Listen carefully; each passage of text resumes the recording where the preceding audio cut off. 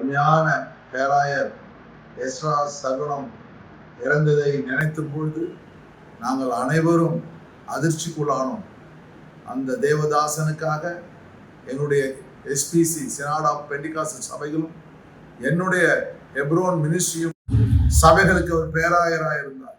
1983 வருஷத்திலிருந்து எனக்கு நல்ல ஒரு அருமையான ஒரு மூத்த சகோதரனாக இருந்து என்னோடு கூட அதிக நேரங்கள் பேசுவார். இரவு நேரங்கள்ல என்னோடு கூட பேசுவார். அவரை நினைத்து அவர் மூலமாக தான் நாங்களும் கூட அநேக சர்ச் பிளான்டிங்ல எங்களை நாங்கள் அதிகமாக ஈடுபடுத்திக் கொண்டோம்.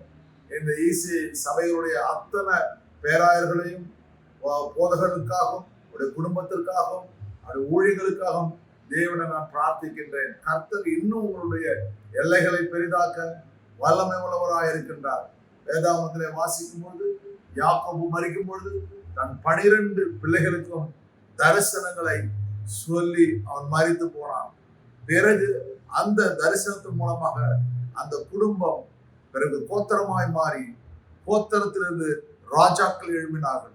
அதுபோல அருமையான எஸ்ரா சகுனத்துடைய குடும்பம் அநேக போதகருடைய குடும்பங்கள்லாம் வருகிற நாட்கள்ல இந்த தேசத்தை அசைக்கத்தக்கதாய் தேவன் அவர்களை உருவாக்க வல்லமை உள்ளவராக இருக்கின்றார். அருமையான எலியா மரிக்கும் பொழுது எலிசா புலம்பி அழுகின்றான். தகப்பனே தகப்பனே, இஸ்ரவேலுக்கு ரதமும் குதிரையுமாய் இருந்தவரே என்று அழுகின்றான்.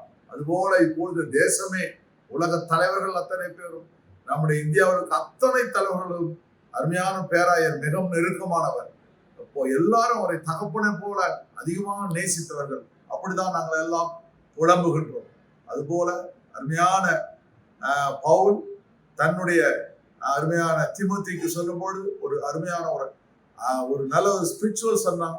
தீமோத்தேயை உருவாக்குறது போல அநேக ஸ்பிரிச்சுவல்ஸ் இல்லை, இந்தியாவில் மாத்திரம் இல்லை, உலகத்தின் அநேக பகுதிகளில் அருமையான இந்த பேராயர் உருவாக்கி இருக்கிறார். ஆனால் எல்லாரும் சேர்ந்து உங்களுக்காகவும் உங்கள் குடும்பத்திற்காகவும் நாங்கள் செபிக்கின்றோம். தேவன் தாமே உங்களை ஆறுதலை படுத்தி உங்களுக்கு வேண்டிய எல்லா இரக்கத்தையும் காண்பிப்பாராக. பேராயர் கதிரொலி மாணிக்கம் அவர்களுக்காக தேவனுக்கு நன்றி செலுத்துகிறேன். அவர்கள் ஒரு தளபதியை போல இருந்து இந்த ஈசிஐ மினிஸ்ட்ரியை நடத்தி கொண்டு வருவார்கள்.